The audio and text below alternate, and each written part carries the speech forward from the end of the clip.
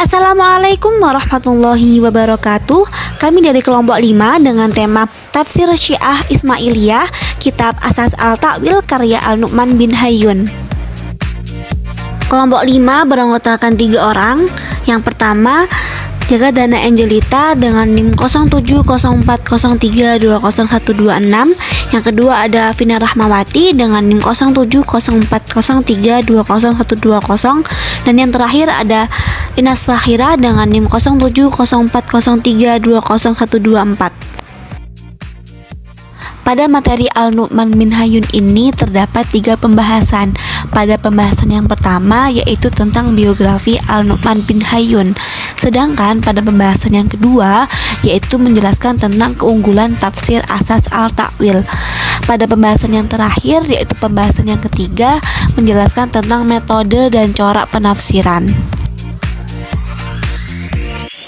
Untuk pembahasan pertama yaitu menjelaskan tentang biografi beliau, Al-Nu'man bin Hayyun, Al-Qadi Abu Hanifah, Al-Nu'man bin Muhammad bin Mansur bin Ahmad bin Hayyun Al-Tamimi Al-Maghribi, atau yang akrab disebut dengan Nu'man bin Hayyun.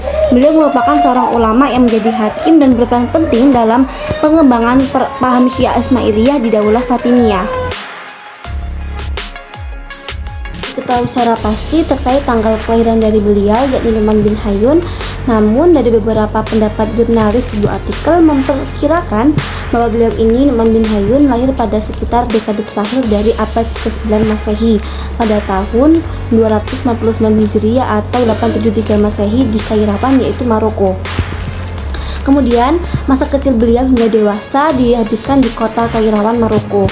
Seperti halnya umumnya para ulama, beliau ini Nu'man bin Hayyun remaja yang memperoleh ilmu dasar keislaman dari ayahnya sendiri yaitu Muhammad bin Mansur.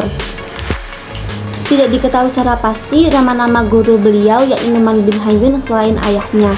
Namun dapat diperkirakan bahwa beliau juga melakukan pengembaraan intelektual di beberapa masjid dan majelis-majelis ilmu yang diasuh oleh para ulama di kota tersebut. Hingga akhirnya beliau diangkat sebagai hakim di pemerintahan Daulah Fatimiyah, lebih tepatnya pada tahun 948 Masehi. Beliau ini Al-Nu'man bin Hayyun kemudian wafat pada tahun Jumadil Tsani pada tahun 363 Hijriah atau 973 Masehi di Mesir.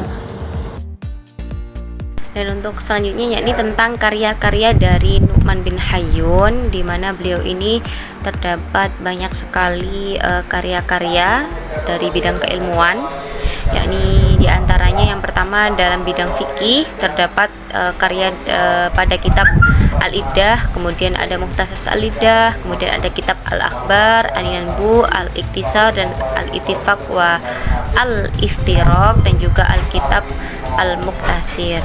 Kemudian yang kedua, Nu'man bin Hayyun juga memiliki beberapa karangan yang sifatnya perdebatan seperti Al-Risalah Al-Misriyah fi Arwad A'la Asy-Syafi'i, kemudian kitab fi Arwad ala Ahmad ibnu Syuraih al-Baghdadi dan sebagainya.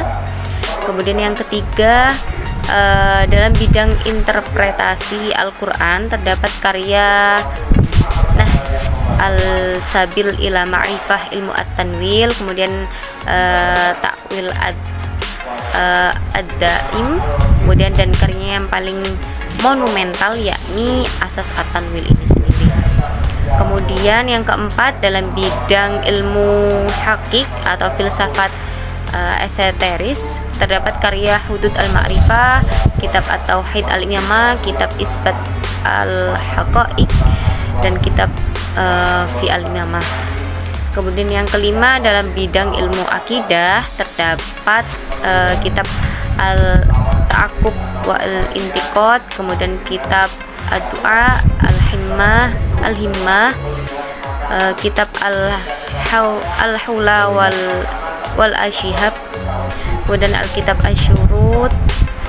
Dan yang terakhir dalam bidang ilmu akhbar ada sirah, terdapat karya Syahr Al-Akhbar, Zat Al-Minan dan Al-Mihan. Kemudian dalam bidang sejarah ada Manaqib Bani Hashim, Iftitah Al-Da'wan, Mu'allim Al-Mahdi dan masih banyak lagi. Untuk selanjutnya yakni tentang keunggulan atau kelebihan dari kitab Asas At-Tanwil itu sendiri beserta kekurangannya. Kita mulai dari keunggulan terlebih dahulu. Keunggulannya yakni kitab ini menjadi sumber rujukan utama, sumber rujukan syariat bagi sebagian aliran Syiah, terutama Syiah Ismailiyah. Kemudian yang kedua, menerangkan makna batin dari Al-Quran. Dan yang terakhir yakni menjelaskan tentang Qissatul Anbiya. Kemudian dari kelemahan dari kitab Asas At-Tanwil itu sendiri, kitab ini cenderung fanatik terhadap doktrin Syiah. Kemudian yang kedua, adanya sebuah pentakwilan yang hanya didasarkan pada akalnya saja. Sumber, metode, dan cara penafsiran. Nu'am bin Hayyun mentakwilkan pada kisah-kisah Nabi itu dominan menggunakan lo'yu akli atau pendapat akal, dan sebagian kecilnya juga menggunakan khobar maupun hadis. Pada metode penafsiran, Nu'am bin Hayyun membaginya menjadi dua. Yang pertama yaitu metode tahlili, dan yang kedua yaitu metode maudhu'i. Nu'am bin Hayyun menggunakan metode tahlili karena menjelaskannya secara terperinci. Kemudian menggunakan metode maudhu'i karena membaginya atau mengkategorikannya menjadi beberapa topik. Yang disebutkan di sini yaitu ada 6 fasal. Kemudian pada cara penafsiran, Nu'am bin Hayyun menggunakan dua cara penafsiran. Yang pertama yaitu cara i'tiqadi, dan yang kedua yaitu cara sufi. Disebutkan cara i'tiqadi karena Nu'am bin Hayyun memberikan pemikiran-pemikiran teologis. Kemudian disebutkan cara sufi karena memalingkan makna lahir ke dalam makna batin dengan tujuan yaitu mengungkapkan kandungan rahasia-rahasia ayat Al-Quran yang tersembunyi di balik pada makna lahirnya. Sistematika penulisan di sini terbagi menjadi 6 fasal.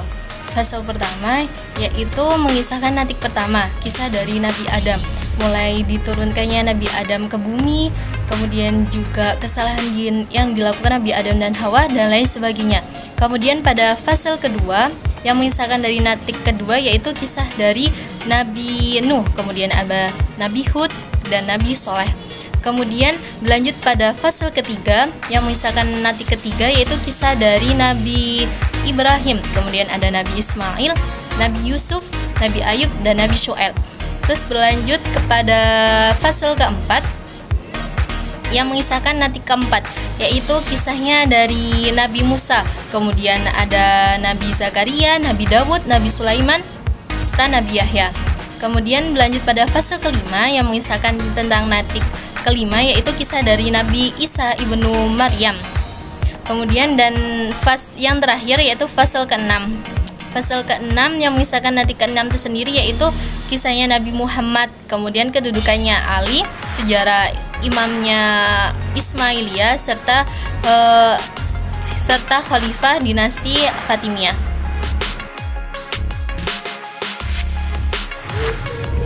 Dalam memberikan contoh penakwilan, Nu'am ibnu Hayyun mengambil salah satu kajian pembahasan dalam menjelaskan Quran Surat Hud ayat 38 yang artinya, dan mulailah dia Nuh membuat kapal. Setiap kali pemimpin kaumnya berjalan melewatinya, mereka mengejeknya.